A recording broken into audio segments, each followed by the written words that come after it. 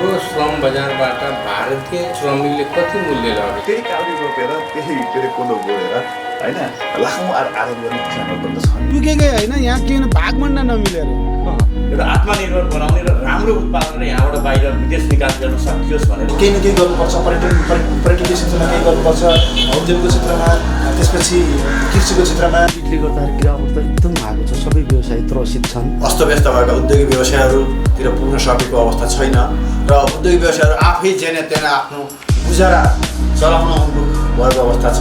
ऊर्जा शक्ति पर्याप्त छ, अब हामीले बेच्न सकिने छैन, खेर जानेवाला छ। अहिले पनि त्यहाँ उत्पादन भयो, त्यहाँको कति जापान जान्छ, बङ्गलादेश जान्छ। व्यवसायले धेरै मर्का परिरहेको अवस्था छ र विभिन्न अब अहिले चाहिँ उहाँहरूलाई अहिले हाम्रो सङ्गठन अन्तर्गत उहाँहरूलाई परेको पिरमर्का र व्यवसायमा परेको पिरमर्का हामीले यहाँ त्यो हिसाबले हामीले भने जस्तो चाहिँ फाइदा लिन सकिएन।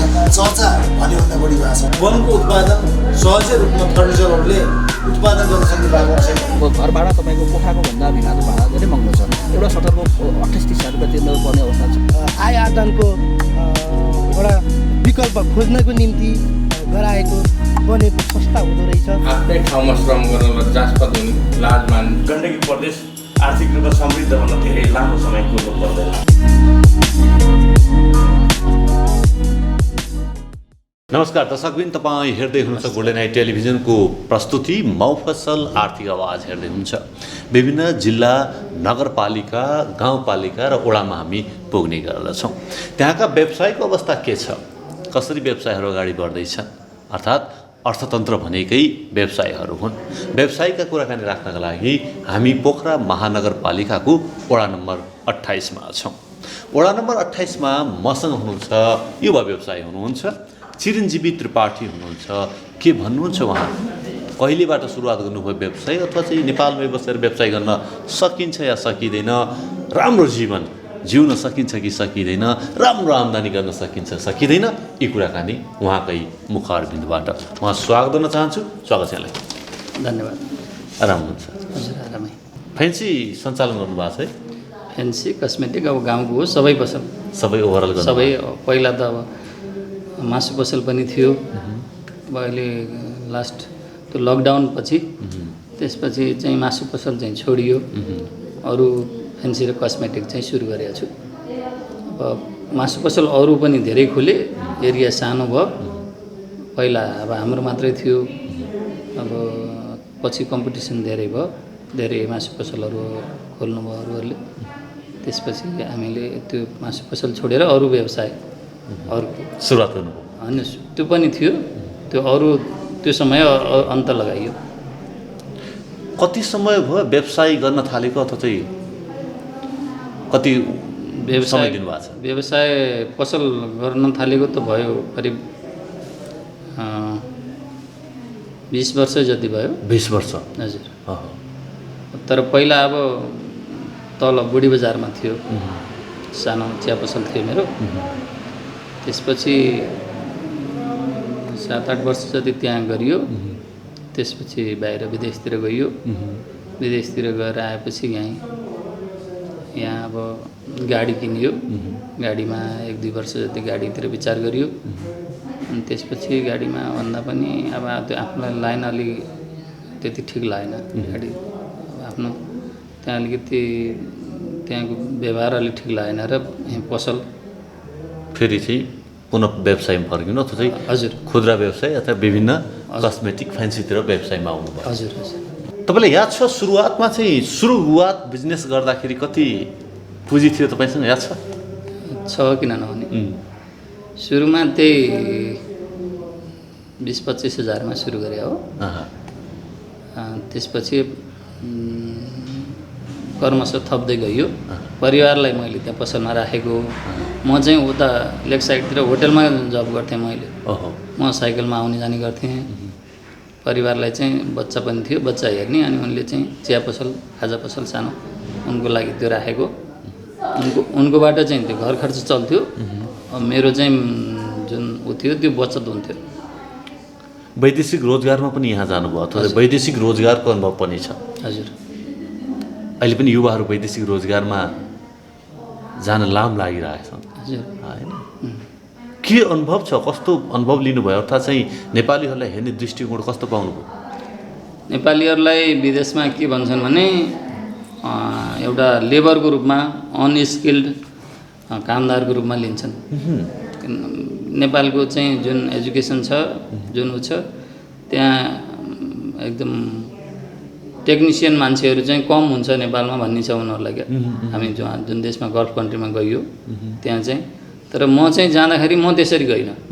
म किन त्यसरी गइनँ भने म यहाँ एउटा म जुनमा उसमा जाँदै थिएँ, म होटल लाइनमा जाँदै थिएँ र म त्यहाँ जानको लागि चाहिँ अरू साथीहरू चाहिँ बाहिर जाने भनेपछि जेमा पनि गइहाल्ने, जति सेलेरी पनि एक्सेप्ट गरिहाल्ने भन्ने थियो उहाँहरूको। तर होइन, त्यो हामी जाने बाहिर जाने त केही 2 पैसा कमाउनको लागि जाने हो, त्यसलाई क्यालकुलेट गर्नु पऱ्यो, त्यो कति बचत हुन्छ, कति के हुन्छ भन्ने हुँदाखेरि चाहिँ म त्यतिखेर चाहिँ जो बेला जाँदै थिएँ, म एउटा सहकारीमा चाहिँ विक्रेताको रूपमा काम गर्थेँ। त मैले उसँग प्रति प्रश्न गरेँ, म जाँदै थिएँ, कति दिनुहुन्छ मलाई सेलेरी भनेपछि चाहिँ हाम्रो यस्तो छ भनेर उहाँले आफ्नो देखाउनु भयो। देखाएपछि त्यतिखेर गएको हामीहरू गएकोमा सबभन्दा धेरै एकजना कुकको 700 रियल थियो, म एउटा वेटरको रूपमा गएको 600 रुपियाँ। त्यतिखेर नेपालीहरूलाई 300 350 मा लैराखेको रहेछ म्यान पावरले। त्यो कि 300 350 उनीहरूलाई खाना बस्न त दिन्थ्यो, तर फोन सोन यताउता हुँदा उहाँहरूको बचत हुँदैन थियो। अब हामीलाई ओभरटाइम यताउता हुँदाखेरि चाहिँ ओभरटाइममा अलिक बढी पैसा आउँदाखेरि त्यो पैसा अब खाना सबै कम्पनीले दिने हुँदा राम्रै बचत हुन्थ्यो। त्यो पैसा ल्याएर अनि पछि मैले गाडी किने यहाँ आएपछि गाडीको लाइन अलिकति त्यहाँ शिष्ट भाषा प्रयोग नहुने त्यो शब्द मलाई त्यति सही भएन। अब आफू त्यस्तो ती शब्दहरूसँग चाहिँ खेल्न सकिएन। शब्दहरू त्यहाँ प्रयोग हुने शब्दहरू उनीहरू बेलुका बसेर आपच्य भयो, बेलुका उनीहरू बसेर सँगै खाने त्यो आफ्नो आदत नभएको हुनाले उनीहरूसँग घुलमेल हुन बस्न सकिएन, वातावरण मिलेन। वातावरण मिलेन। त्यसपछि चाहिँ मैले चाहिँ यो लाइन तपाईँ कति समय बस्नुभयो उता चाहिँ? बाहिर 4 वर्ष बसेँ। 4 वर्ष चाहिँ बाहिर बस्नु? हजुर। लोभ लागेन फेरि जाने? होइन, लोभ त अब प्रत्येक भ्याकेसनमा चाहिँ तलब बढाउने, राम्रो कमाइ हुने त हुन्थ्यो, तर के भने त्यहीँको बाहिरको मात्रैले होइन, अब त्यहाँबाट चाहिँ के शिक्षा लिनुपर्छ। पहिला त मलाई त्यो लगानी गर्ने पैसा नभएर गएको, अब सधैँ त्यो बाहिर बसेर निर्वाह हुँदैन। अब त्यहाँ हाम्रो फ्यामिलीमा पनि थोरै परिवार, अब एउटा छोरा अनि एउटा मेरो परिवार म आउँदाखेरि अब धेरै पैसा चाहिँ अब परिवारमा चाहिँ त्यति अलिकति अब अलिकति चाहिँ उनलाई चाहिँ अलिकति त्यो परिवारको बढी याद हुने भयो हुनाले सँगै बस्ने बरु अब कमाइ केही कम भए पनि भनेपछि लगानी गर्ने पैसा बाहिरबाट ल्याइयो र अनि यहीँ अब सबै अनुभवहरू पहिल्यैबाट व्यापार व्यवसाय गरिराखेको आफ्नो अनुभव पनि भएको हुनाले अब आफ्नो गाउँठाउँ एरिया यही हो अनि आफ्नै माटोमा आफ्नै वडामा होइन। हजुर, मन खोलेर। हजुर। के भिन्नता हुँदो रहेछ अथवा चाहिँ जागिर गर्दाखेरि अर्काको गर्दाखेरि र आफ्नो पेसा गर्दाखेरि के भिन्नता पाउनुभयो यहाँले? त्यो जागिर गर्दाखेरि कस्तो हुन्छ भने तपाईँ चाहिँ 79 दिन राम्रो गर्नुभयो, 1 दिन नराम्रो गर्नुभयो भने त्यो 79 दिन तपाईँले राम्रो गरेको चावलले त देख्दैनन्, 1 दिन नराम्रो गरेको त्यही नराम्रो मात्रै देख्छन् क्या। तपाईँले चाहिँ अब त्यसमा कति खटेर, मैले त होटेल लाइनमा गरेको यहाँ पनि पहिला हुँदाखेरि सिजनमा हामीले चाहिँ दसैँ तिहार केही नभनिकन, चाडपर्व केही नभनिकन चाहिँ साउको लागि हामीले काम गर्थ्यौँ। त त्यहीबाट साउलाई कमाइ भइन्जेल त साउलाई पनि ठिकै हुन्छ। जब अफ सिजन हुन्छ साउलाई चाहिँ कर्मचारीलाई बेकार त्यसै फोकटमा पालेछु जस्तो हुने क्या उनीहरूलाई। जस्तो अब यो बर्खा सिजनमा चाहिँ त होटलहरू त्यति चल्दैन थियो, अफ सिजन मानिन्छ। अनि त्यो दिन चाहिँ साउहरूलाई उनीहरूलाई केही काम कसरी दिने होला भनेर साउले चाहिँ माथिको लेउ छतको लेउहरू घोट्न लाउने, अब स्विमिङ पुल बनाउने भनेर ढुङ्गाहरू हामीहरूलाई अरू कामहरू पनि लाउने क्या। त्यस्तो कामहरू पनि लगाएर उ गर्ने अनि टाइममा तलबहरू नदिने त्यस्तो हुने। अब आफ्नो हुँदाखेरि त आफ्नो भइहाल्यो, आफ्नो हुँदाखेरि बरु त्यही पैसा आफ्नो पैसाले जति कमाइ छ त्यसैमा म्यानेज गरेर, कमाइ तपाईँको राम्रो छ भने राम्रै खर्च गर्ने, कम छ भने त्यही अनुसार त्यसलाई म्यानेज गर्न जान्नु पऱ्यो आफूले। त्यो गरेर पनि राम्रो हुन्छ। त्यो गरेर पनि एकदम राम्रो हुन्छ। परिवारको साथै भइयो, हाँसी खुसी रमाइलो भयो। अनि आफूलाई त्यो पसल गर्दा त्यसैबाट चाहिँ फेरि ग्राहकले सिकाउँछ क्या, उनीहरूले चाहिँ ग्राहकहरूले फेरि आफूलाई धेरै ज्ञान छैन भने पनि उहाँहरूले कस्तो खालको सामान खोज्नुहुन्छ, के खोज्नुहुन्छ, कस्तो ऊ हुन्छ, त्यहीँबाट अनुभव फेरि प्राप्त हुन्छ। त्यही अनुसारको गर्दै जाँदा सिक्दै जाँदा राम्रो हुन्छ। वडा नम्बर 28मा फेन्सी अथवा चाहिँ यो बाहेक अन्य व्यवसाय के फस्टाउन सक्छ? कुन व्यवसाय गर्दा राम्रो होला तपाईँको विचारमा? मेरो व्यवसाय विचारमा त यहाँ अब सबै उहरू छैन, धेरै जसो बजारै जाने जस्तो यहाँ कम लगानीका पसलहरू मात्रै छन्। सानो एरिया छ, मार्केट सानो छ यहाँ। अब यहाँ एउटा त के छ भने अब पहिला यो लकडाउनभन्दा पहिला चाहिँ पर्यटन व्यवसाय पनि राम्रै चलिएको थियो, ठिकै थियो, विदेशीहरू पनि आउँथे। अहिले चाहिँ पर्यटन व्यवसाय त्यस्तो राम्रो हुन सकेको छैन। अरू अब सामान्य घरायसी सामान बाहेकका अब बिहाको लागि अथवा अन्य कुनै ठुलोको लागि चाहिँ मान्छेहरू बजारै धाउने त्यस्तो प्रवृत्ति छ। सबै यहाँ अलि बजार गएपछि धेरै भेराइटीहरू देखिने, धेरै सामानहरूमा मान्छेले चुज अप्सनहरू पाउने भयो, त्यसको लागि चाहिँ बजार जाने यहाँको त्यस्तो छ। अब यहाँ राम्रो खालको कन्स्ट्रक्सन सम्बन्धी हार्डवेयर पसल त्यस्तो छैन यहाँ। अब भाँडा पसल पनि छैन। तीहरू अरू सबै सामानहरू मिलाएर राख्यो भने अरू पनि त्यस्तो व्यवसायहरू चल्छन् भन्ने लाग्छ मलाई। गर्न सकिन्छ। धेरै धेरै धन्यवाद दिन चाहन्छु। यो व्यावसायिक जीवनका कुरा राखिदिनु भयो। वडा नम्बर 28मा व्यवसायिकका सम्भावना कुरा राखिदिनु भयो। धेरै धेरै धन्यवाद दिन चाहन्छु। हजुरलाई पनि धन्यवाद छ, कार्यक्रममा बोलाएर मेरा विचारहरू राख्ने अवसर दिनुभयो, यहाँलाई पनि धन्यवाद छ। मौफसल आर्थिक आवाज तपाईँ हेर्दै हुनुहुन्छ। हामी पोखरा महानगरपालिकाको वडा नम्बर 28मा छौँ। यहाँका व्यवसायसँग कुराकानी राख्दैछौँ। मसँग हुनुहुन्छ नारायण लामिछाने, जो लामिछाने बाख्रा फार्मका सञ्चालक हुनुहुन्छ। उहाँसँगको कुराकानी राख्न चाहन्छु। बाख्रा पालनमा के कस्तो छ भविष्य, अर्थात् चाहिँ साँच्चै बाख्रा पालन गरेर राम्रै आम्दानी गर्न सकिन्छ या सकिँदैन, यी कुराकानी उहाँकै मुखारबिन्दुबाट। स्वागत छ यहाँलाई। धन्यवाद। राम्रो हुन्छ। हजुर ठिकै छ। लामिछाने बाख्रा फार्म कहिले सञ्चालनमा आयो? मैले 2072 सालमा। धेरै भएको छैन, लगभग 6-7 वर्ष। हजुर। कति बार सुरु गर्नुभएको थियो? मैले त्यही 12वटा सुरु गरेँ। कति छन् अहिले 32वटा छ। 32वटा पुर्याउनु भयो। त्यो त रह्यो। अनि बेचमा अब खरिद बिक्रीका कुराहरू छँदैछन्। खरिद बिक्री भन्दा नि त्यहीँबाट उत्पादन राम्रो छाँटेर राख्ने, नराम्रो मासुमा दिने। हजुर। कति गाह्रो हुन्छ यो पेसा? यो त धेरै गाह्रो सर। झन् हामी यो सबै जाति मिसिएको ठाउँमा सबैभन्दा गाह्रो। तपाईँको यही बाख्राको यो व्यवसायको सिलसिलामा म यो मौजामा गएको थिएँ। त्यहाँ गुरुङ बस्ती मात्रै। त्यहाँ कति सजिलो भने आफ्नो घाँस अरूको घाँस सबै लैजा, खुवा, तैँले खुवा, बाख्रा पाल भनेर भन्छन्। हाम्रोमा सार्वजनिक ठाउँमा पनि गएर घाँस काट्यो भने यसले घाँस काट्यो, अब यसले बाख्रा पालेर उत्पादन बढायो, यो बाख्राले अरूको खेती पनि विनाश गर्यो भने रिस गर्ने बानी हुन्छ कि हामी। यो सबै यो जनजाति सबै मिसिएको ठाउँमा पालन यो व्यवसाय गर्न गाह्रो छ। तपाईँको गुरुङ बस्ती समुदायका हिसाबमा पनि भर पर्यो व्यवसाय? पर्छ सर। तपाईँको सामाजिक यो सार्वजनिक स्थलमा अब बोट बिरुवाहरू हुन्छन्। अब त्यहाँ बोट बिरुवाहरू सार्दा पनि गाह्रो पर्छ। सामुदायिक वनमा गएर स्याउला ल्याउन पाइँदैन। आफ्नै जति निजी क्षेत्रमा छ त्यतिमा मात्रै गर्नुपर्छ। त्यही भएर हामीले यो व्यवसायलाई बढीभन्दा बढी लान सकिएन। तपाईँको उहाँले भन्नुहुन्थ्यो तपाईँको यो सबै जाति मिसिएको ठाउँमा तपाईँले 20-25वटा भन्दा बढी पाल्न सक्नुहुन्न भन्नुभएको थियो। त्यो अहिले मलाई सत्य लाग्यो कि अहिले चाहिँ। हजुर। उहाँकोमा 100वटा छ। हाम्रोमा मैले पनि अब 50वटासम्म बनाएको थिएँ, मैले घटाएँ सर। सकिएन। अब आफ्नो क्षेत्रफलले मात्रै भ्याएको घाँसको बुट्टाहरू भएको मात्रैले पाल्नु पर्यो। अब सामुदायिक वनको ल्याउनु पाइएन भनेपछि गाह्रो भयो। त्यसैले अब एकदम आफ्नो क्षेत्रफलले जति धान्छ त्यति मात्रै गर्न सकिन्छ। वार्षिक आम्दानी कति हुन्छ? राम्रै हुन्छ। तपाईँको एउटा बाख्राबाट 50,000 हुन्छ। एउटा माउबाट वार्षिक आम्दानी 50,000 हुन्छ।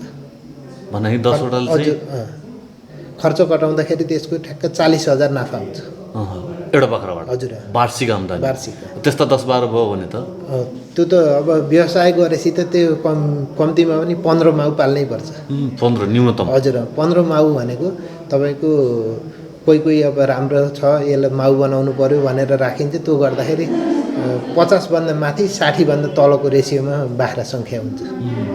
त्यो सङ्ख्या भनेको हाम्रो अब यो क्षेत्रमा यो सबै जाति मिसिएको ठाउँमा अलि गाह्रो नै छ तैपनि भूगोलको गरिएको छ। हिसाबमा वडा नम्बर 28 चाहिँ खेतीपाती पशुपालनको लागि राम्रो क्षेत्र हो। एकदमै राम्रो सर। हाम्रो दक्षिण फर्केको भेग छ। यसमा घाम अब चाँडै नै लाग्ने, पारिलो हुने, बाख्राको लागि न्यानो ठाउँ हो भनेर हाम्रो यो मास्टरनालाई त बाख्रा पकेट क्षेत्र भनेर यो पशु शाखाले नै घोषित गरिदिएको छ।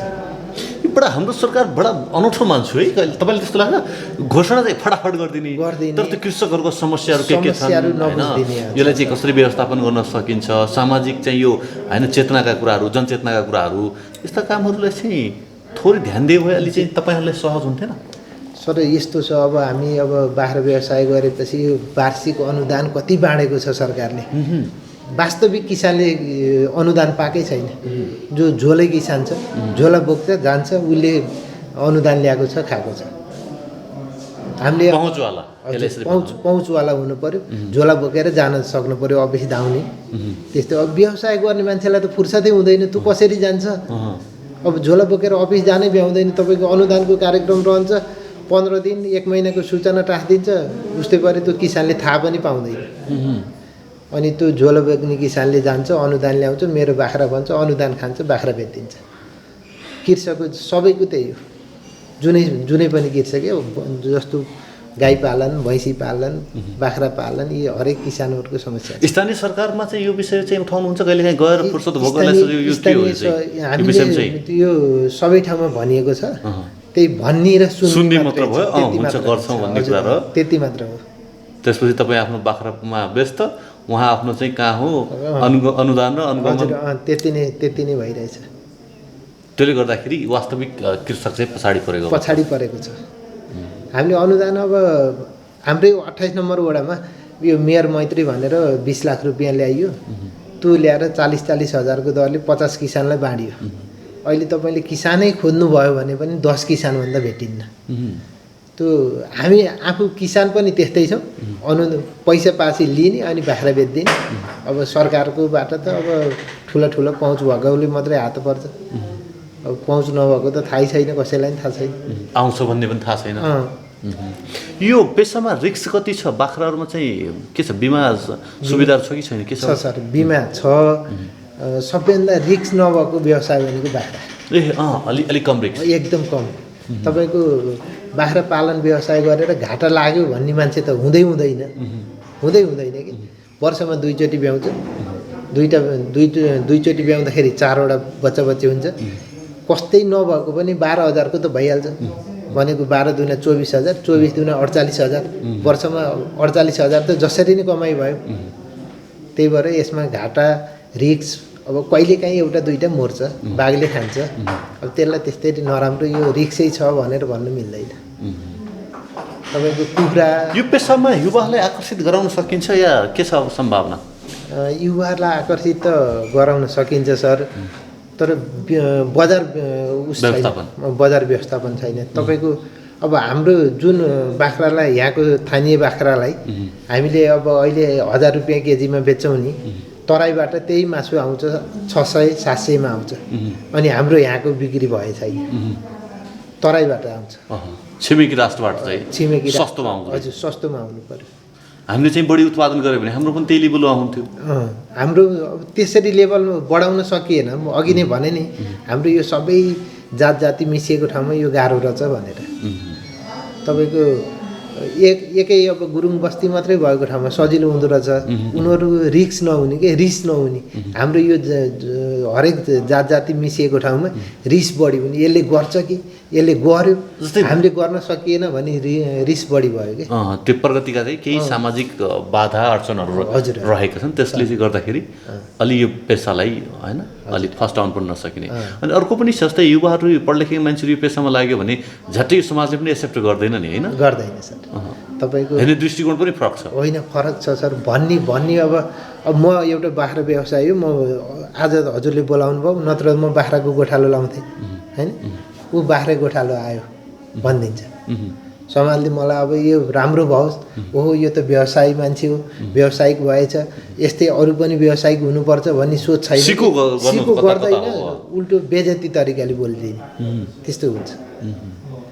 अब सामाजिक कुनै कार्यक्रममा सबै गयो भने ओ बाख्राको ठाला त्यस्तो भनेर बोलाउने चलन छ। सम्बोधन पनि सम्बोधन त्यस्ता कुराहरू रहे। जस्तै तपाईँलाई चाहिँ बाख्रा सम्बन्धी यो पालनका कुराहरूमा यस्तो चाहिँ तालिमहरू यो चाहिँ यो ओडाले दिने गरेछ अथवा चाहिँ केही पाउनु भएको छ त्यस्तो? मैले तालिम त गरेँ सर। म यो पशु भेटनरीमा गएर 1 हप्ता तालिम गरेँ। ओडामा नै बेला बेला आइरहन्छन् यस्ता कार्यक्रमहरू, त्यसमा सहभागी भइन्छ। अब पहिला तालिमै नगरिकन बाख्रा पालन सुरु गर्यो भने त्यहाँ सम्भव पनि हुँदैन, असफल भइन्छ।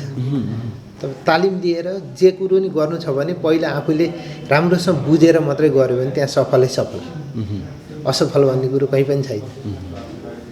बाख्रा पालन बाहेकका अन्य चाहिँ यहाँ यो ठाउँमा चाहिँ अन्य पेसा व्यवसाय के गर्न सकिन्छ तपाईँले आफूले अनुभव गरेको? हाम्रोमा वडा नम्बर 28 मा वडा नम्बर 28 मा पर्यटन व्यवसाय बनाउन सकिन्छ, किनभने अग्ला अग्ला डाँडाहरू छन्।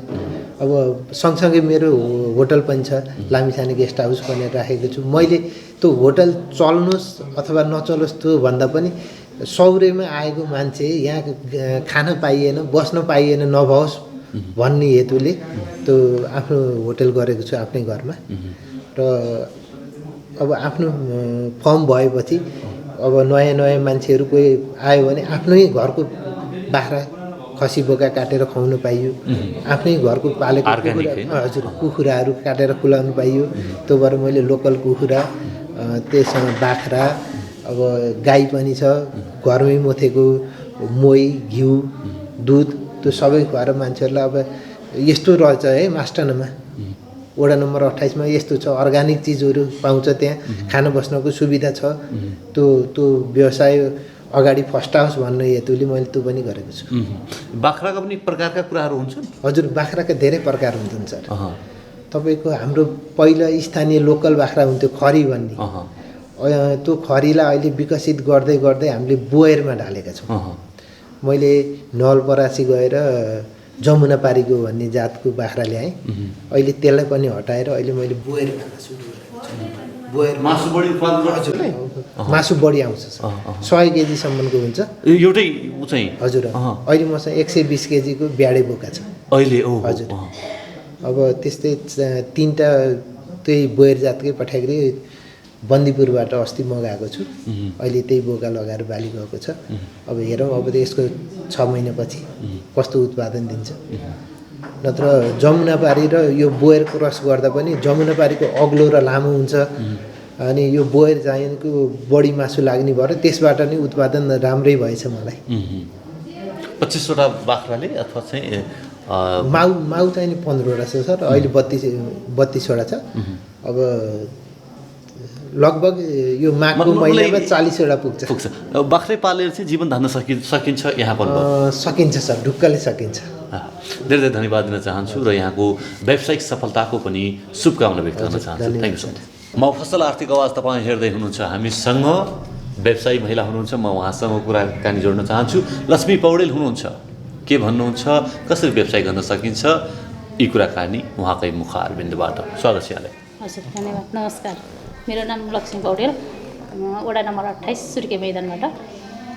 म चाहिँ व्यवसायी, महिलाहरूको व्यवसायको नेतृत्व राम्रो हुन्छ। हजुर, एउटा व्यवसायमा पुरुषलाई त गाह्रो छ होइन, एउटा राम्रो व्यवसाय व्यवस्थापन गर्न। हजुर, तपाईँ त होटेल सञ्चालक पनि हुनुहुन्छ, साथमै किराना पसल पनि गर्नुभएको छ। हजुर, कति गाह्रो छ? त्यस्तो खासै गाह्रो छैन, तर पहिला सुरु गर्नलाई गाह्रै हुन्छ। मैले सुरु गर्दाखेरि पहिला मेरो घरमै कुखुरा पालनबाट सुरु गरेको थिएँ। कुखुरा पनि पालेको थिएँ मैले, म एकल महिला भएर पनि, बच्चा सानो थियो। त्यसपछिबाट व्यवसाय गर्दै जाँदा, सिक्दै जाँदा र गर्दै गर्दाखेरि सिक्ने कुराहरू रहेछ व्यवसाय भनेको। एकैचोटि हतपत्त जान्ने, हतपत्त सिकिने र गर्न सक्दिनँ कि भनेर हिम्मत हार्यो भने त हुँदैन, तर गर्छु र सक्छु भनेर साहस गऱ्यो भने सकिन्छ। हामी नेपालीमा एउटा प्रचलन के छ भने टन्न पैसा भयो भने अथवा चाहिँ पुँजी प्रशस्त भयो भने बल्ल व्यवसाय गर्न सकिन्छ भन्ने एउटा चाहिँ मानसिकता छ। कतिबाट सुरुवात गर्नुभएको थियो तपाईँले व्यवसाय, अथवा चाहिँ सानो रकमबाट गर्न सकिन्छ या सकिँदैन? मैले व्यवसाय गर्दाखेरि मसँग 1 रुपियाँ पनि थिएन, मसँग 1 रुपियाँ पनि थिएन। मैले पहिला व्यवसाय गर्दाखेरि मैले कुखुराको व्यवसाय गरेको। मैले कुखुराको व्यवसाय गर्दाखेरि कुनै हाम्रो ठाउँको मान्छे हाम्रो त्यही ठाउँको गर्दै गरेको दाना दिने चल्ला दिने त्यस्तो हाम्रो भाइ छोरा हाम्रो यहीँको भतिज थियो। उहाँले चाहिँ कुखुरा पाल्नुहोस्, कुखुराबाट केही आय आर्जन हुन्छ, तपाईँलाई आफ्नो बालबच्चाको लागि केही सहुलियत हुन्छ, सहज हुन्छ, लाउन खानादेखिबाट लिएर सम्पूर्ण कुराहरू हुन्छ नि, त्यो हुन्छ, कुखुरा पाल्नुहोस् भन्नुभयो। मैले केही जानेको छैन कसरी पाल्ने भन्दा उहाँले के भन्नुहुन्थ्यो भन्दा गर्दै जाँदा जानिने कुरा हो, एकैचोटि जानेर त कोही पनि आउँदैन, त्यसो भएर तपाईँले कुखुरा पाल्नुहोस्, म कुखुरा हालिदिन्छु, अनि कस्तो हुँदो रहेछ विचार गरौँ भन्नुभयो। ठिकै छ भनेर मैले 500 कुखुरा हालेँ मेरो घरको फ्ल्याटमा, घर तलमा बस्दै माथि फ्ल्याटमा कुखुरा हालेँ। कुखुरा हालेपछि पहिलो लट राम्रै भयो, दोस्रो लट राम्रै भयो, दाना दिनुभयो, चल्ला दिनुभयो, उठाइदिनु भयो, लैदिनु भयो, अनि आफ्नो कटाउनु भयो, मलाई मुनाफा दिनुभयो। मैले प्रथमचोटि गर्दाखेरि मैले 35,000 पाएको थिएँ व्यवसाय गर्दाखेरि। कति समयको अवधि हुन्छ? 45 दिनदेखिबाट 60 दिनभित्रको कुखुराहरू हुन्छ पाल्न पर्दा। त्यो कुखुराहरू मैले 60 दिन कुर्न परेन, मैले 35 देखि त 45 दिनसम्मको कुखुरालाई उठाउन मिल्छ। 45 दिनमा मेरो कुखुरा उठाउँदाखेरि मैले त्यति बेला 35,000 रुपियाँ मुनाफा पाएको थिएँ। त्यसपछिबाट मैले थोरै पैसा लगानी गरेँ, थोरै पैसा उसलाई दिएँ र फेरि मलाई फेरि दाना चल्ला राखिदिनु भयो। कर्मिक रूपमा मैले त्यस्तो गर्दै गर्दै जाँदाखेरि मैले कम्तीमा 5 वर्ष जति मैले कुखुरा पालेँ। 5 वर्ष जति कुखुरा पालेँ। कुखुरा पाल्दै जाँदा मेरो स्तर उन्नति, आर्थिक उन्नति फड्को चाल्दै गयो र मैले केही गर्नुपर्छ है भनेर मेरो बाबु नानीलाई बोर्डिङ पढाउँदै थिएँ। अब म बिरामी भएँ त्यसपछि, अनि मैले कुखुरा छोडेँ। अनि कुखुरा छोडेपछि फेरि मैले भैँसी पालेँ, कुखुरा पालेँ, भैँसी पालेँ, बाख्रा पालेँ, खेती किसान गरेँ। त्योबाट पनि त्यति मुनाफा होला जस्तो भएन र अनि अहिले किनारा पसल प्लस माथि सानो चिया पसल छ। दुईटै चलाउँदै हुनुहुन्छ? दुईटै चलाउँदैछु। कस्तो चल्दैछ अहिले? अहिले ठिकै छ, किनारा पसल ठिकै छ। अहिलेको बाटोको अब बन्दै गरेको बाटो छ, विकासको निर्माण हुँदैछ र केही धुलोहरू भएको कारणबाट होटल चाहिँ अलि खस्किएको छ। किनारा पसल राम्रै चलिरहेछ। मान्छेलाई जिउनको लागि के आवश्यक रहेछ? यहाँ त साहसको आवश्यक देखियो नि हैन? साहसकै आवश्यक छ। मान्छेलाई जिउनलाई साहस भयो भने हाम्रो यहीँ छ सबै कुराहरू, हामीले गर्दै गऱ्यौँ भने सबै कुराहरू हामीलाई बाँच्न, विदेश जानु परेन, सरकारी जागिर भन्नु परेन हैन? हैन, आफै गर्न सकिँदो रहेछ। आफै गर्न पनि सकिन्छ, आफै गर्न पनि सकिन्छ। आफै गरेर आफैले लगानी गरेर, बिना लगानी हो मेरो त भनौँ भने मेरो बिना लगानी हो। मैले बिना लगानीबाट म अहिले सम्पन्न त भन्न मिल्दैन, तर चाहिँ म ठिकै छु। म यतिकोमा रमाएको छु, म खुसी नै छु। मैले गरेको व्यवसायबाट र मैले गर्दै गरेको आम्दानीबाट लिएको मुनाफाबाट म खुसी छु। ओके, वडा नम्बर 28 का महिला दिदीबहिनीसँग कतिको टचमा हुनुहुन्छ अथवा चाहिँ कतिको भेटघाट हुन्छ? कस्ता छन् यहाँको महिलाहरू? म मेरो भूगोलको हिसाबले पनि म सेन्टरमै छु, बाटामै छु, म ठिकै नै हुन्छु। यहाँका महिलाहरूको चाहिँ आर्थिक अवस्था कस्तो देख्नु भएको छ? कतिको सक्रिय छन् आर्थिक सक्रिय उन्नतिका लागि? कति सक्रिय भन्दा पनि सक्रिय त अब हाम्रा दिदीबहिनीहरू, एक त हाम्रो पुरुष प्रधान देश हो। अब हामी यसै अघि बढेर अघि हिँड्न त हामी सक्दैनौँ नै। हामी अघि बढेर घरको चुलो चम्को छोडेर, एक त हामी दिदीबहिनी नै हामी कमजोर छौँ, हामी अघि बढौँ है भनेर हामी नै आफै गर्न सकिँदैन। त्यसपछि पनि त्यसको अर्थमा पनि पुरुषहरूले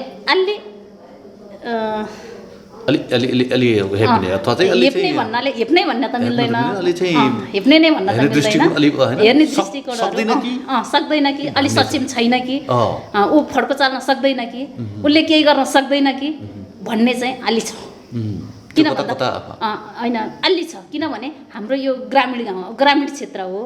सहरी क्षेत्रमा त केही सक्षम हुनुहुन्छ महिला दिदीबहिनीहरू, गर्न सक्छु भनेर अघि बढ्न पाउनुहुन्छ, तर हाम्रो यो ग्रामीण क्षेत्र हो, अलि शिक्षाको कमी पनि छ हामीमा र हामी अलि शिक्षा विकास भयो अथवा चाहिँ महिलाले चाहिँ शिक्षा कला संस्कृति होइन अथवा चाहिँ तपाईँको सिप तालिमहरू पायो भने पक्कै उहाँले चाहिँ फड्को मार्न सक्नुहुन्छ खासै शिक्षा नै अब सबै कुरा शिक्षामै मात्रै लगाएर जोडेर पनि हुँदैन आफ्नो खुबी र क्षमतामा पनि भर पर्ने कुराहरू सामाजिक क्षेत्रमा कतिको सक्रिय छन् राजनीतिक क्षेत्रमा कतिको सक्रिय छन् यहाँका दिदीबहिनीहरू वडा नम्बर 28 का वडा नम्बर 28 का आवश्यकता अनुसार आफ्नो आफ्नो ठाउँबाट सक्रिय हुनुहुन्छ आवश्यकता अनुसार आफूले के गर्नुपर्छ आफूले कति गर्नुपर्छ भन्ने ठाउँमा चाहिँ सक्रिय हुनुहुन्छ उहाँहरूको सक्रियता थप बढाउनको लागि के गर्नु पर्यो जस्तै वडा नम्बर 1 मा चाहिँ हामीले वडाध्यक्ष पाएका छौँ महिला वडाध्यक्ष हैन हजुर आगामी दिनमा चाहिँ त्यस्तो माहौल बन्न सक्छ यहाँ देख्न सकिन्छ सकिन्छ आर्थिक रूपमा त तपाईँले भनिहाल्नुभयो कमसेकम तपाईँ एकजना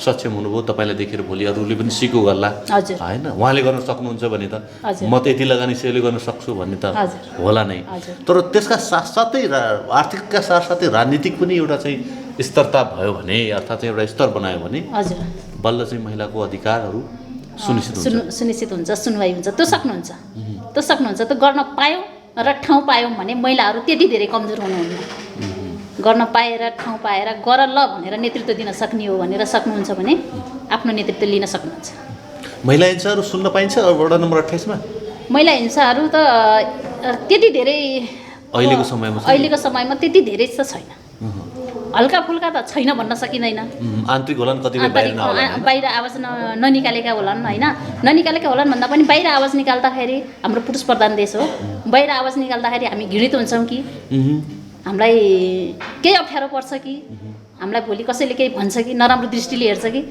भन्ने एका दुई हुनुहुन्छ तर चाहिँ सक्षम महिलाहरू त्यसरी लुकाएर बस्नुहुन्न स्थानीय सरकारको कस्तो अनुभूति गर्नुभएको छ स्थानीय सरकारको राम्रो छ किनभने हामीले 20 वर्षपछि पायौँ होइन हजुर राम्रो छ अब सबै ठाउँमा पुग्ने सबैलाई समान रूपले हेर्ने त्यही नै त हो विकासका क्रमहरू छ अब विकासका क्रमहरू खानी पानी बाटो अब सडक बत्तीहरू इत्यादि धेरै कुराहरू छन् महिला विकासका लागि ल्याएका कार्यक्रममा सहभागी हुन पाउनु भएको छ महिला विकास कार्यक्रममा अहिले भर्खरसी आउँदैछ अब सिलाइ कटिङ तालिम आउँदैछ त्यसमा पनि हाम्रा महिला दिदीबहिनीहरू सहभागी हुनुहुन्छ हामी सहभागी हुन पाउँछौँ महिला कटाइ भन्दा पनि जनचेतना स्तरका चाहिँ कार्यक्रम ल्याएको हुन्छ नि त वडाले हजुर जस्तै होइन अधिकारका कुराहरू अनि अधिवक्ता लिएर त्यो पनि धेरै धेरै ठाउँमा भाग लिन पाएका छौँ योभन्दा अगाडि पनि हामीलाई महिला अधिकार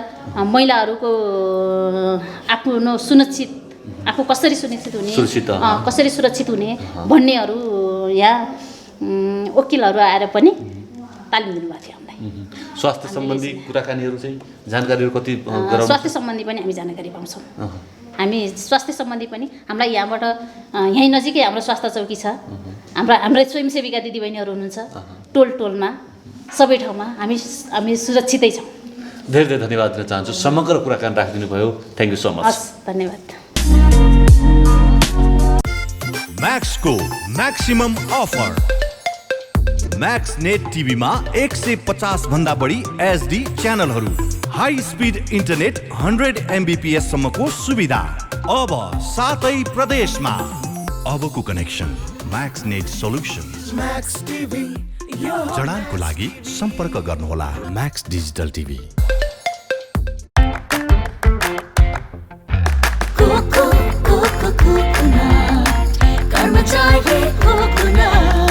स्वादिलो छ मिठो छ सबैभन्दा टेस्टी छ Karmachari coco the most delicious coconut biscuits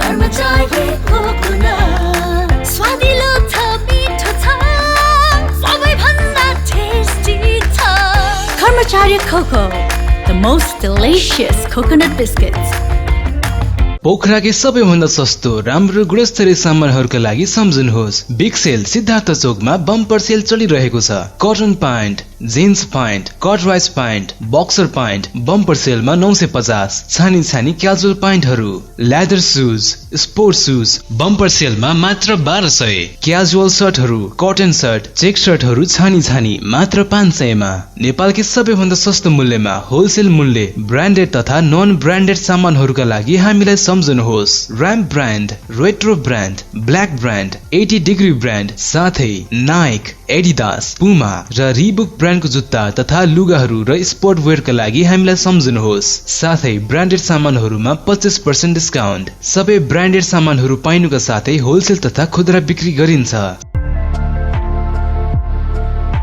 सम्पर्क बिग सेल सिद्धार्थ चोक, मोबाइल नम्बर 9814188804, 9826602262। सिद्धार्थ चोकमा, सिद्धार्थ चोकदेखि बिन्दवासनी जाने मेन रोडमै सेकेन्ड होम।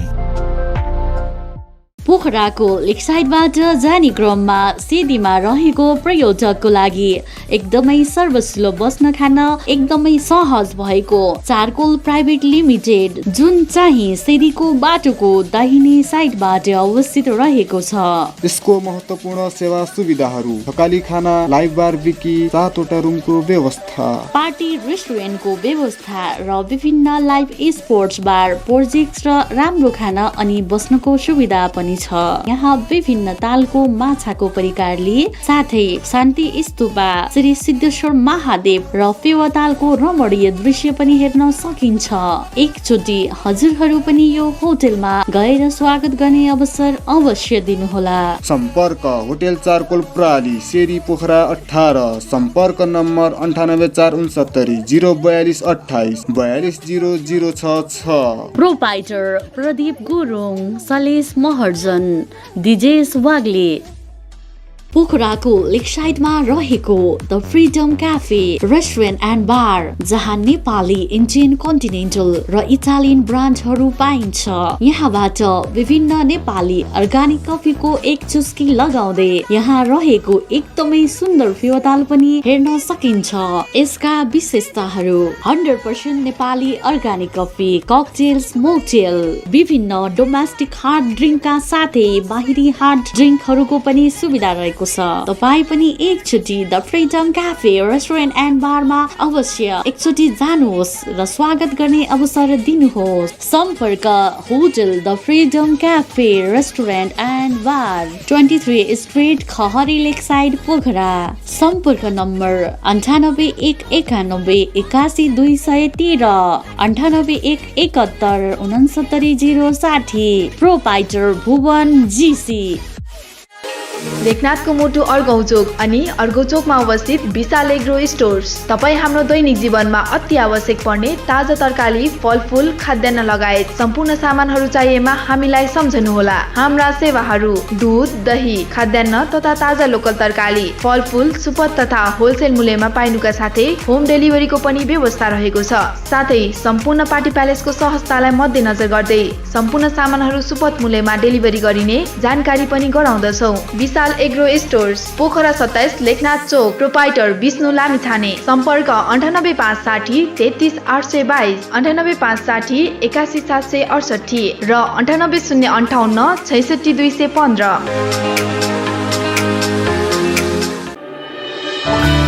के तपाईँ नयाँ घर बनाउँदै हुनुहुन्छ? यदि हुनुहुन्छ भने ढुक्क भएर एडी ट्रेडर्सलाई सम्झिनुहोस्। हामी तपाईँलाई गुणस्तरीय सामान उपलब्ध गराउनेछौँ।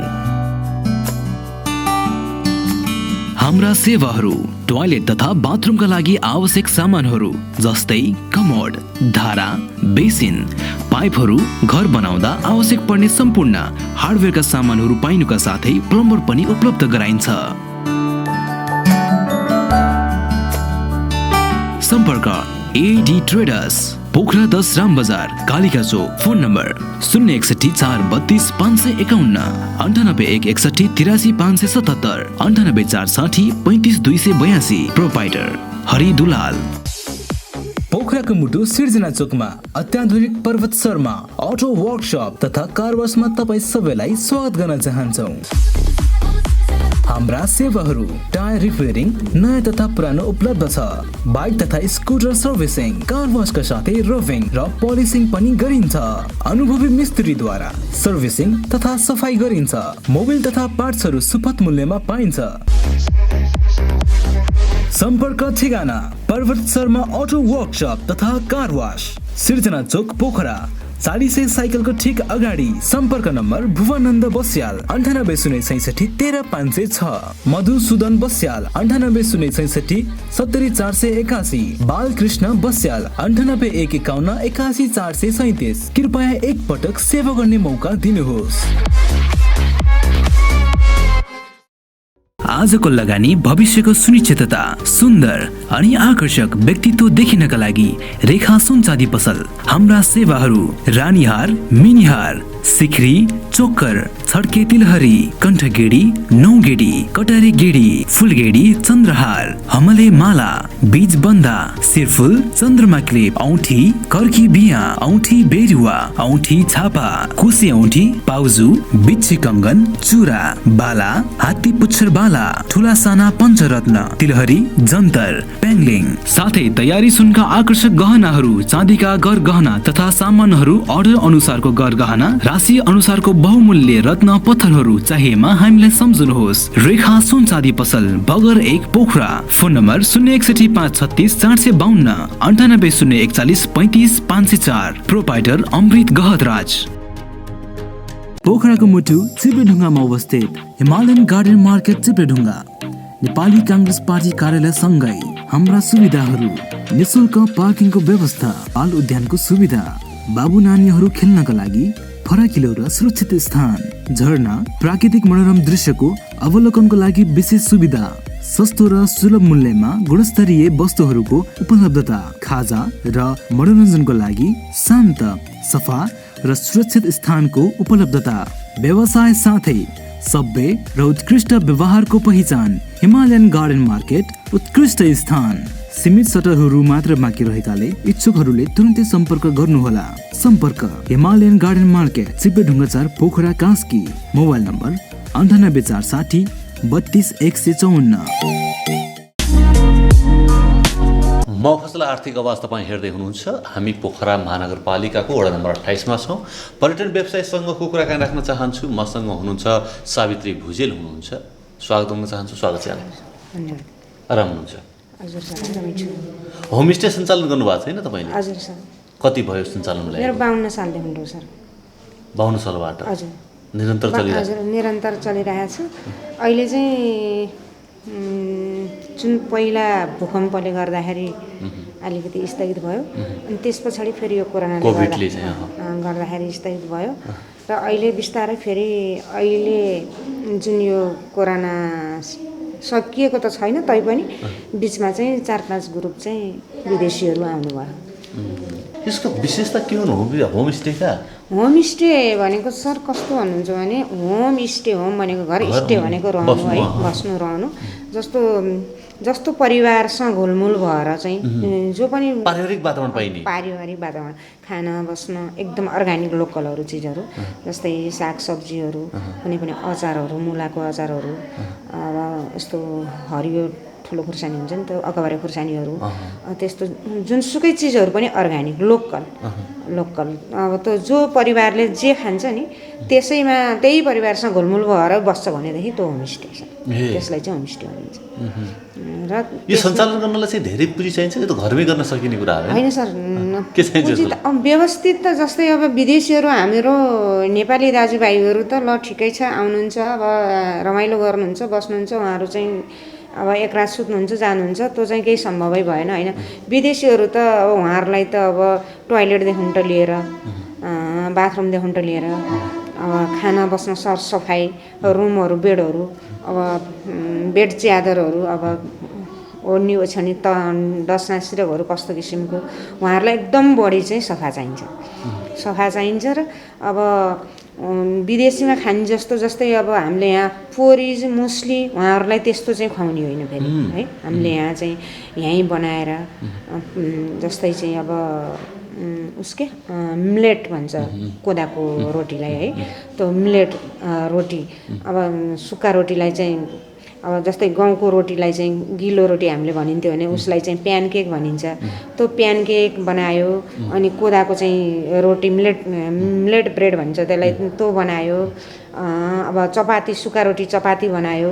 त्यसमा चाहिँ अब उनीहरूले डिनर टाइममा चाहिँ यो खाँदैन, बेलुका खाना खाने बेलामा उनीहरूले यहीँको लोकल दाल भात तरकारी अचार जे साथै अब उहाँहरूलाई चाहिँ अब अन्डा खान मन लाग्यो भने यहीँको लोकल अन्डा, त्यही हो सर। अब अनि बिहान चाहिँ ब्रेकफास्ट खाने बेलामा उहाँहरूलाई चाहिँ यहीँकै अर्ग्यानिक लोकल चिजहरू चपाती प्यानकेक तिनैहरू मिलेट ब्रेड तिनै नै बनाएर खुवाउने सर हामी। होमस्टे सञ्चालन गर्दाखेरिका बेफाइदाहरू के छन्? बेफाइदा कि फाइदा? बेफाइदा। होमस्टे सञ्चालन गरेर बेफाइदा छैन सर, बेफाइदा छैन। गर्न सक्न पर्यो। संस्कृतिका चाहिँ परिवर्तन त्यसमा चाहिँ थोरै धक्का हुन्छ। एकदम संस्कृति धक्का हुँदैन सर, किन भन्दा झन् संस्कृति चाहिँ हाम्रो चाहिँ अन्तर्राष्ट्रियसम्म पुग्ने भयो, अन्तर्राष्ट्रियसम्म पुग्ने भयो। झन् हामी चाहिँ महिला दिदीबहिनीहरूले विभिन्न किसिमका नाचगान सांस्कृतिक कार्यक्रम आफ्नो समूहबाट दिदीबहिनीहरूलाई बोलाएर झन् एकदम नाचगान गरेर उहाँहरूलाई चाहिँ उत्साह बढाएर हौसला दिएर एकदम उहाँहरूलाई पनि चाहिँ पालो पालो गरेर नचाएर उहाँहरूले 2-4 पैसा हाम्रो समूहहरूलाई सहयोग गर्नुहुन्छ। एकदम बेफाइदा छैन सर। हाम्रो संस्कृतिलाई चाहिँ उहाँहरूलाई देखाउन एकदम झन् आर्थिक चाहिँ हाम्रो समूहलाई चाहिँ झन् एकदम आर्थिक फाइदा हुन्छ सर। होमस्टे सञ्चालन गर्दाखेरि बेफाइदा केही छैन, लगानी पनि थुप्रै चाहिँ चाहिन्छ भन्ने छैन हैन? आफ्नै घरमा चाहिँ लगानी पनि सर अब गर्न सकेर जति राम्रो चाहिँ गर्न सके त्यति सुविधा सम्पन्न गर्न सके, जति राम्रो गर्न सके त्यति आफूलाई फाइदा हो हैन? अब आफूले चाहिँ आफ्नो आर्थिक अवस्था आफ्नो आर्थिक स्थिति हेरिकन त्यही अनुसारले जान्छु भन्ने हो भने पनि ठिक छ। त्यसलाई चाहिँ बेफाइदा पनि छैन, फाइदै छ सर। होमस्टेलाई आफूले गर्न सक्न पर्यो है। अब उहाँहरूलाई मान सम्मान सत्कार के खोज्नुभएको छ, के चाहनुभएको छ, उहाँहरूको मनोभावना बुझिकन त्यो काम गर्न सक्यो भनेदेखि एकदम फाइदा छ सर। होमस्टेबाट बेफाइदा केही पनि छैन। पर्यटन व्यवसाय पनि हुनुहुन्छ? हजुर सर। पर्यटन व्यवसाय अहिले त फेरि लथालिङ्ग पनि भएको छ। एकदम सर, एकदम लथालिङ्गै छ सर, लथालिङ्गै छ। कसरी विकास गर्न सकिन्छ यसलाई? पुनः चाहिँ हामी पुनर्स्थापना गर्नका लागि त सर अब जस्तै अब कुनै वडाबाट समन्वय गरिकन राज्यको पनि भूमिका रहनु पर्यो भन्नुभयो। राज्यको पनि भूमिका रहनु पर्यो। यो ठाउँ यस्तो हो कि यो जुन यो कालिकाको ठुलाकोट भन्ने ठाउँ चाहिँ पहिला बेलायतका राजा चार्ल्स आएको ठाउँ हो सर। हजुर, आएको ठाउँ हो। त्यो ठाउँलाई यो ठाउँलाई रोयल ट्रेक भन्छ सर, रोयल ट्रेक भन्छ। यो 3 दिनको ट्रेक हुन्छ। 3 दिनको ट्रेक जस्तै पोखराबाट एक रात यहाँ बस्न आयो, ठुलाकोट बस्न आयो, अनि अर्को रात चाहिँ चिसापानी स्याक्लुङबाट चिसापानी हुँदै अनि उहाँहरू आफ्नो आफ्नो कन्ट्रीमा कहाँ जान मन लाग्छ कि पोखरामा चाहिँ कतै बस्न मन लाग्छ कि उता हेटौँडातिर बस्न मन लाग्छ कि त्यो तरिकाले बस्नुहुन्छ। यो एकदम राम्रो ट्रेक चलेको थियो सर, ट्रेक चलेको थियो यो रोयल ट्रेक भन्ने है। यो कस्तो भयो भन्नुहुन्छ भनेदेखि यो अलिकति राज्यले पनि व्यवस्था गरिदिएन है, प्रचार प्रसार हैन, प्रचार प्रसार पनि भएन। अब ओडाबाट चाहिँ बल्ल अहिले समन्वय गरेर सबै तरिकाबाट चाहिँ बाटोघाटो पानीको पनि असुविधा थियो सर। अहिले यो सोलर लिफ्टिङ पानी भन्ने चाहिँ भइरहेको छ, रेड क्रस मार्फत चाहिँ जामुने पिप्ले सोलर लिफ्टिङ भन्ने छ, अनि त्यहाँबाट पनि सञ्चालन भइरहेको छ। पानीको असुविधा नि एकदम थियो, अहिले त्यति खासै असुविधा नि छैन। अब यो थाक खाने पानी पनि अब बन्दैछ, पहिला बिग्रेको थियो।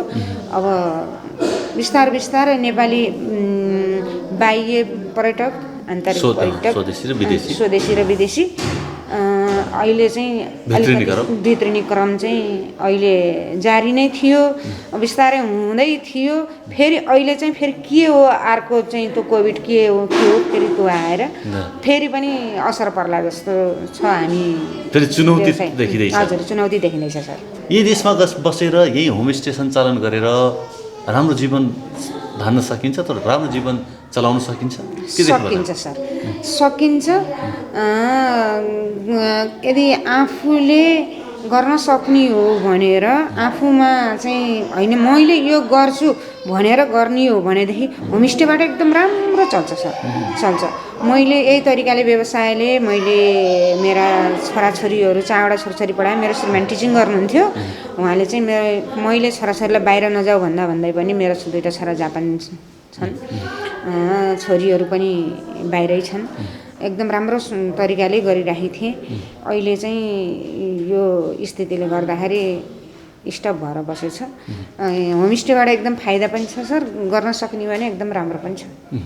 पर्यटन व्यवसायको सम्भावना कति देख्नु भएको छ? युवाहरू कतिको आकर्षित छन् यो पेसामा? युवाहरू भन्नुहुन्छ भने ट्रेकिङ गाइडदेखि लिएर उहाँहरूले चाहिँ एउटा गाइड पर्मिट लिन पर्छ। अब सबभन्दा विदेशीहरूलाई लिएर हिँड्ने हो भनेदेखि उहाँहरूलाई चाहिँ विश्वास दिलाउन सक्नु पर्यो, विदेशीलाई होइन, सबभन्दा विश्वासिलो इमान्दारिता हुन पर्यो एउटा गाइडिङ गर्ने मान्छेले। एकदम राम्रो छ सर, राम्रो आम्दानी गर्न सक्छ, राम्रो आम्दानी गर्न सक्छ यो पेसाबाट। हजुर, पेसाबाट राम्रो। वडा नम्बर 28 मा यो बाहेकको अन्य चाहिँ के छ सम्भावना चाहिँ? पर्यटन र होमस्टे बाहेकका अन्य सम्भावना के? कृषि छ सर, कृषि छ। मेरो पनि एउटा टनेल छ, कृषि फार्म गाईहरू छन् थोरै 2-3वटा टनेल छ। गोलमाडा तरकारी खेती, धनिया यस्तो आफ्नै खेतीपाती कृषि भयो। कृषिले पनि एकदम कुखुरा एकदम छ सर। हामी अहिले धेरै जसो महिला दिदीबहिनीहरू कृषिमा तल्लिन्छौँ। कृषिबाट एकदम धेरै नै फाइदा छ, गर्न सक्ने हो र जोस जाँगर हुन पर्यो, अल्छी आलस्य गर्न भन, एकदम राम्रो छ सर। यो तपाईँ जस्तो व्यवसायहरूलाई चाहिँ स्थानीय सरकारले अथवा चाहिँ वडा कार्यालयले चाहिँ कसरी सहयोग समन्वय गरेको छ? अब वडा कार्यालयबाट जस्तै उद्यमी महिलाहरूलाई चाहिँ अब कुनै पनि कृषि कार्यक्रमबाट होस् या कुनै होमस्टेबाट उहाँहरूले चाहिँ केही गरेर लोनहरू या यताउति निकाल्नु पर्यो भने कुनै पनि ब्याङ्क सङ्घ संस्थाबाट वडा कार्यालयहरूले पनि सहयोग गर्छ। उहाँहरूले चाहिँ एउटा कुनै यसोहरू गरिदिनुहुन्छ, निवेदनहरू लेखेर कुनै पनि ब्याङ्कमा चाहिँ पेस गरिदिनुहुन्छ उहाँहरूले, यहाँबाट चाहिँ सिफारिस गरिदिनुहुन्छ। सिफारिस गरेपछि चाहिँ वडा कार्यालयबाट एकदम धेरै सहयोग छ उद्यमी महिलाहरूलाई। जो गर्छु, जो म व्यवसाय गर्न चाहन्छु, आर्थिक उन्नति गर्न चाहन्छु भन्ने महिलाहरूका लागि स्थानीय सरकारले पनि एकदम चाहिँ सहयोग गर्छ, गरिरहेको हुन्छ। धेरै धेरै धन्यवाद दिन चाहन्छु मिठो कुराकानीको लागि। Thank you sir. मफसल Aarthik Aawaj तपाईँ हेर्दै हुनुहुन्छ। हामी पोखरा महानगरपालिकाको वडा नम्बर 28 मा छौँ। मसँग हुनुहुन्छ कृषि व्यवसायी हुनुहुन्छ आशा भण्डारी हुनुहुन्छ। म उहाँसँगको कुराकानी राख्न चाहन्छु। स्वागत छ। हजुर, धन्यवाद। आराम हुनुहुन्छ? हजुर, ठिकै छ। कृषि व्यवसाय भने चाहिँ आफूले तपाईँको परिचय हामीले दियौँ, के गर्नुहुन्छ? मैले चाहिँ अहिले खासै गर्ने भनेर चाहिँ तरकारी खेती लगाएको छु।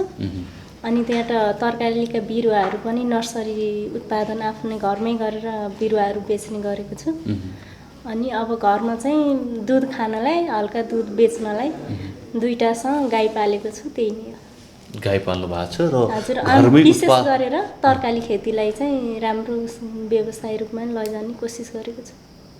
तरकारी खेती गरेर चाहिँ आम्दानी हुन्छ, राम्रै आम्दानी हुन्छ, के छ अवस्था? होइन, तरकारी खेती गरेर राम्रै आम्दानी हुन्छ। अहिलेको यो अहिले यो कोरोनाको बेलाले यस्तो सङ्कट छ नि त तरकारीको। अब अलि बाहिरबाट तरकारी आउन गाह्रो भएको बेलामा यो बेला चाहिँ अहिले तरकारीको माग राम्रो छ। फेरि ठ्याक्क त्यो बेमौसमी चाहिँ निकाल्नु पर्यो। अनि बेमौसमी उत्पादन भएपछि हाम्रो चाहिँ घरमै आउनुहुन्छ तरकारी लिनलाई। अनि अब हामीले चाहिँ यो तरकारी लगाएका छौँ भनेर चाहिँ त्यो घरमा लिन आउनेहरूलाई पहिला खबर गर्छौँ। अनि उहाँहरूले चाहिँ अब उत्पादन हुने बेलामा चाहिँ आएर घरबाटै लानुहुन्छ। अहिलेसम्म त राम्रो छ हाम्रोमा। के तरकारी गर्नुभएको छ? अहिले चाहिँ खासै मेरोमा चाहिँ सिमी र बोडी लगाएको थिएँ। अब सिमी बोडी भ्याएर अहिले हरियो केराउ लगाएको छु सिमी बोडीको ठाउँमा। अनि काउली बन्दा चाहिँ घरमा गरामा काउली बन्दा यतिखेर निक्लिरहेका छन्, बेच्नलाई चाहिँ काउली बन्दा छन् अहिले। अनि टमाटर कति उत्पादन हुन्छ, कति चाहिँ केजी अर्थात् कुइन्टल कसरी चाहिँ उत्पादन हुन्छ? अब हामीले चाहिँ यस्तो किलोकै हिसाबले लगाउँछौँ। बोडीहरू सिमीहरू ल्याउँदाखेरि एकजनाले लगभग 2-3 किलै लगाउँछन्। अझ धेरै नै लगाउनुहुन्छ, कोहीले त 15-16 किलो नै लगाउनुहुन्छ ठ्याक्क त्यो मकैहरू फालेर। अनि त्यसमा चाहिँ उत्पादन हुने भनेको दिनको 1 क्विन्टल चाहिँ बेच्नुहुन्छ। 1 क्विन्टल जति दिनको 1 क्विन्टल चाहिँ सिमी बेच्नुहुन्छ। अहिले चाहिँ सिमीको भाग पनि राम्रो थियो, हामीले चाहिँ लाने पृथ्वी चोकको मन्डीमा। अब यहाँबाट मन्डीमा लगेपछि चाहिँ 120-30 रुपियाँ किलो छ अहिले सिमीको मूल्य परेको थियो। मूल्य चाहिँ राम्रो थियो। अनि त्यसमा दिनको 1 क्विन्टल बेच्नु भनेको कृषकले राम्रो हो, राम्रो आम्दानी राम्रो हो। विदेश जानु परेन है, नेपालमै बसेर पनि काम गर्न सकिन्छ, आफ्नै कृषि पेसा गर्न सकिँदो रहेछ त। सकिन्छ। एउटा सानो परिवारलाई चाहिँ घरमा यसो 2टा छोराछोरीको स्कुल फी तिर्नलाई र आफूलाई खानको लागि चाहिँ तरकारी खेतीले आफ्नो घर पाल्न सकिन्छ, घर धान्न सकिन्छ, घर धान्न सकिन्छ। विभिन्न सङ्घ संस्थामा पनि तपाईँ आबद्ध हुनुहुन्छ होइन? अनि दिदीबहिनीहरूसँग कतिपय दिदीबहिनीहरू त बेरोजगार छु भनेर पनि भनिराखेका हुन्छन् होइन? उहाँहरूसँग सरसल्लाह हुन्छ, कुरा गर्नुहुन्छ, मैले यसरी आम्दानी गरेको छु, तपाईँ पनि यो पेसा गर्नु न भनेर चाहिँ कहिलेकाहीँ सल्लाह सुझावहरूका कुरा? सल्लाह सुझाव हुन्छ। म यो वडामा चाहिँ वडा सञ्जालको सहसचिवको रूपमा काम गरिरहेको छु कृषिबाट, कृषि सञ्जालमा चाहिँ। अनि त्यहाँ त हाम्रो कृषि सञ्जाल महिला सञ्जाल फरक हो? हजुर फरक हो। कृषि सञ्जालले के गर्छ र महिला सञ्जालले के गर्छ? महिला सञ्जालले चाहिँ के अरे महिलाहरूले चाहिँ कस्तो अवस्थामा छन्, महिलाका अधिकारका कुरा गर्नु, अधिकारका कुरादेखि लिएर अब त्यो हक हितका कुराहरूसम्म गर्ने भयो महिला सञ्जालले। अब कृषि सञ्जालले चाहिँ सबै कृषि क्षेत्रकै गर्छ। कृषि क्षेत्र महिला पुरुष भनेर त्यसले चाहिँ तोकिँदैन। कृषि क्षेत्रमा आबद्ध हुन चाहनेहरूलाई चाहिँ कृषि क्षेत्रमै आबद्ध गराउन खोज्छ। कृषि विकासका लागि काम गर्ने भयो। कस्तो काम गर्दैछ कृषि सञ्जालले? अहिले कृषि सञ्जालले अब राम्रै काम गरेछ मतलब चाहिँ के प्रदान गर्छ होइन कृषकहरूलाई चाहिँ? कृषकका पक्षमा चाहिँ कसरी बोल्छ अथवा चाहिँ के बोल्दो रहेछ? अधिकार कुरा होला नि त्यहाँभित्र छन्। अहिले चाहिँ हाम्रो कृषि सञ्जालले चाहिँ यहाँ अहिले 28 नम्बर वडाको हकमा भन्दाखेरि अहिले जे व्यावसायिक रूपमा मौरी पालन गर्नेहरूलाई चाहिँ मौरीका घरहरू वितरण गरिएको छ अहिले हालसारै। अनि त्यहाँ प्लास्टिक टनेलहरू चाहिँ वितरण गरिएको छ। अनि अब त्यस्तै भकार सुधारहरू अनि बाख्रा पाल्नेहरूका लागि घाँस बिउहरूको व्यवस्थाहरू चाहिँ यहाँ कृषि सञ्जालबाट गरिन्छ। अनुदानका विषयमा कुरा गर्छ कि गर्दैन? अनुदानमै हो त्यो दिने, हामीले भनेको यहाँ वडाबाट अनुदानमै हो। अनि उता प्रदेशहरूमा अब ठुलो कृषकहरूलाई चाहिँ प्रदेशमा जानुहोस् अनि त्यहाँ महानगरपालिकामा जानुहोस् भनेर उहाँहरूलाई यहाँबाट सिफारिस गरेर पठाउने काम गरिन्छ। कृषि सञ्जालले गर्छ वडाबाट। यत्रो हुँदाहुँदै पनि मान्छेहरू विदेश जान्छन् है? हजुर। अब त्यो खै त्यो कस्तो हुन्छ, मान्छेलाई आफूले जाँगर निकालेर आफ्नो देशमा आफ्नै ठाउँमा आफ्नै घरमा काम गर्न चाहिँ गाह्रो मानेर हो, लाज मानेर हो? कृषि के गर्ने, अब चाहिँ कहाँ कहिले टमाटर फलाउने, कहिले के गर्ने भनेर हो कि झन्झटिलो पेसा मानेर हो? यो खासै भन्दा झन्झटिलो पेसा मानेरै होला के। अहिलेका युवाहरूले चाहिँ अब जाँगर चलाएर चाहिँ कृषि क्षेत्रमा अघि बढ्ने भने कृषि क्षेत्रमा सम्भावना छ उत्पादनका लागि राम्रो सम्भावना छ। अब खासै यस्तो हाम्रो यो अब महानगरपालिका त महानगरपालिका हो, यो वडा नम्बर 28 होइन, तर यो बोट बिरुवाहरू जङ्गलहरू धेरै भएर अलिकति बाँदरले चाहिँ समस्या देखाउँछ यहाँ। अब के अरे बाँदरको चाहिँ खेतालै खोजेर दिनभरि बस्नुपर्छ। अब त्यो चाहिँ गर्न सक्यो भने बाँदरहरू नियन्त्रण गर्नका लागि मात्र गाह्रो हो, नत्र कृषि क्षेत्रमा सम्भावना राम्रो छ। यो वडा कार्यालयले चाहिँ कृषिलाई चाहिँ बजेट छुट्याएको अथवा चाहिँ त्योभित्र तपाईँ पर्नु भएको छैन? कृषिलाई बजेट हामी चाहिँ अब खासै प्राथमिकतामा राखेका छ नि, पर्ने भन्दा पनि प्राथमिकतामा राखेको छ। म आफै एउटा कृषक पनि हो र कृषकहरूलाई ह्यान्डलिङ गर्ने एउटा व्यक्ति पनि हो। त्यो भएर चाहिँ मैले चाहिँ आफ्नै क्षमताले आफ्नै उसले चाहिँ आफूले गर्छु भनेर खासै वडाबाट आफूले आश चाहिँ गर्दिनँ। आउने उसहरू अरू कृषकहरूलाई चाहिँ बाँड्नको लागि गर्छु। अहिले गत वर्षमा यो साउनबाट अहिलेको कृषि यहाँ चाहिँ महिलाहरूलाई अलिकति जागरुक बनाउनु पर्यो कृषि क्षेत्रमा भनेर वडाको तर्फबाट मैले आफैले कृषि क्षेत्रको लागि यस्तो छ भनेर म आफ्नै उदाहरण दिएर, मेरो सानो नानी छ, नानीलाई चाहिँ घरमा यत्तिकै राखेर मेरो घरमा हेर्ने भने तरकारी एकदम घर वरिपरि एकदम राम्रो छ क्या तरकारी।